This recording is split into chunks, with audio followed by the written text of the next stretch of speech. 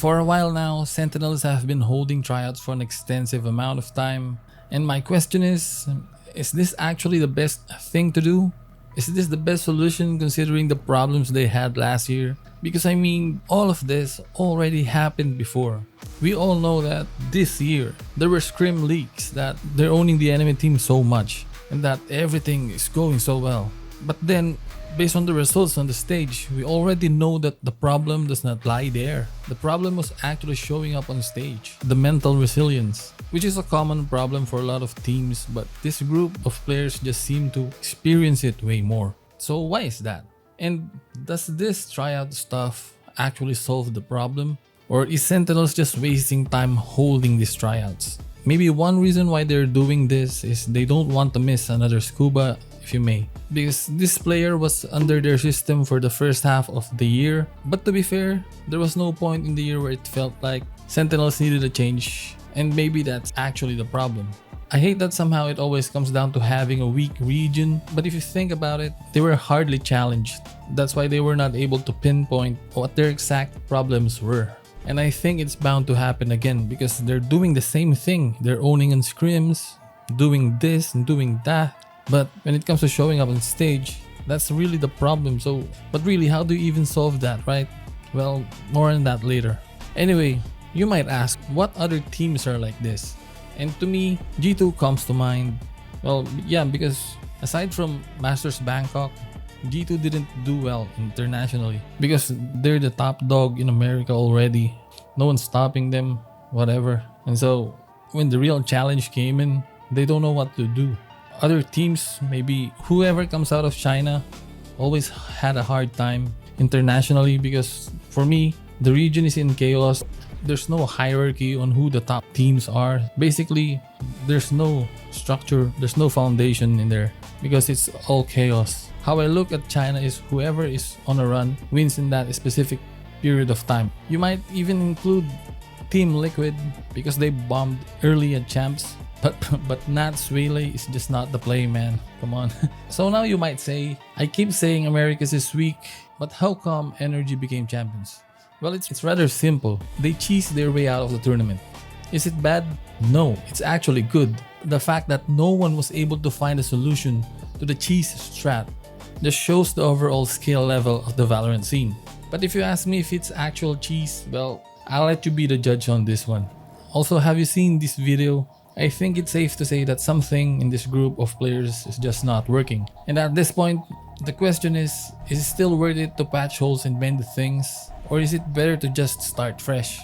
I mean, we're in the off season. There are plenty of promising free agents out there. So what do you think? Can this roster still be saved? Anyway, earlier said that SEN's main issue was showing up on stage. But if you think about it, why is that? Why do they have problems showing up on stage? What is Sentinel's actual problem? Because deep down, it's more than just not being able to show up under the lights. And this is where my thought comes in. This team has no big game aura. And what do I mean by that? So yeah, let me explain. Basically, I made this up. This is an intangible thing where some players can actually perform under pressure and others just can't. I'm pretty sure you've heard something like that before. Anyway, you look at what G2 tried to do at the start of stage 2. All that hyped up energy, the fake confidence, but it felt forced. I'm sorry guys. And why? Because they don't have natural big game aura. They haven't earned it yet. I mean, if we're talking about big game aura, look at Tens. Instantly you know he's got it. The guy was a machine on stage. He didn't give a fuck. He had no emotions when he's playing. He will just play and kill you on sight, you know? And then there's also Sassy. It's the same deal. Back in Loud, he was a stone cold killer. You just knew he was coming for your head. And now we're seeing more and more how much Sentinels are missing that since those two decided to hang the mouse. Is that a thing? Hanging the mouse, bro?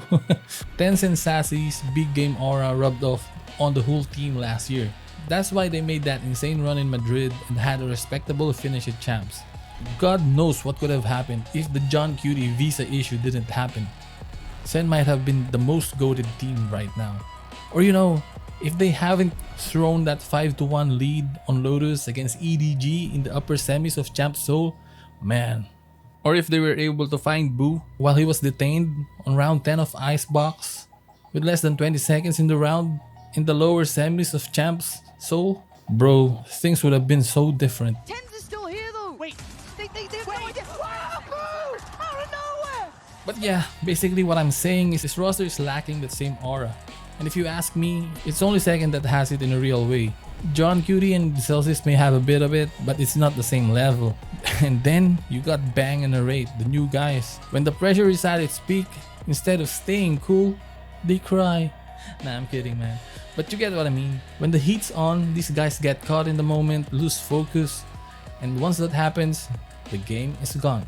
So, if you're buying into this theory of mine, you might ask, how does someone get the big game aura? Some are born with it, and some, they need to win in order to get the big game aura. Zekken, John Cutie, and Celsius got theirs from Madrid, but for Narrate and Bang, they'll have to grind it out and win something, you know. I guess that's why they were so hell-bent on winning America's Champs on stage 2. But sadly, it's just not meant to be. And even then, some players just aren't built for that aura.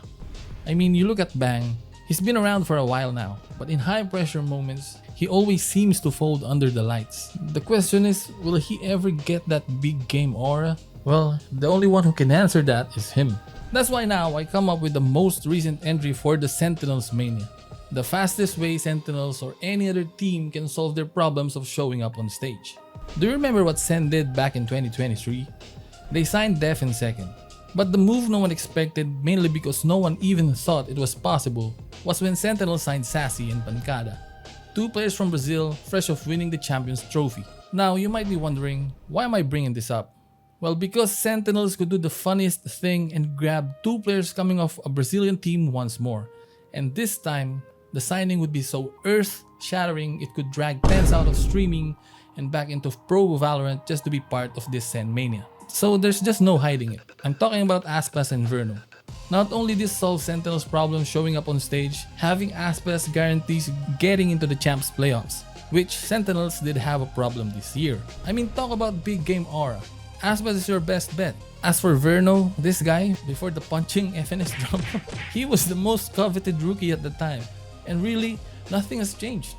Having this duo on the team will be so menacing that we should just all forget about Rostermania because Sentinels just took it. For the last player to complete the team, it's a no-brainer to bring in Redux. And you might wonder whatever would Second do if this happens. Well, seeing that initiators are trash now, I think double duelist comps will be utilized even more this coming season.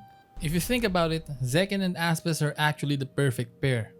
Zekken goes in and Aspas, the percentage player that he is, goes in second and makes those percentages work. Yeah, I call Aspas a percentage player instead of a baiter. As for John Cutie and Verno, I guess Verno could give up the IGLing for the meantime and focus on his individual and mechanical skills. Damn man, thinking about it, this team is so cracked. So, you gotta wonder why there are no rumors of SEN pursuing Aspas. Well, I guess if you think about it, it's Aspas. The guy comes with a territory.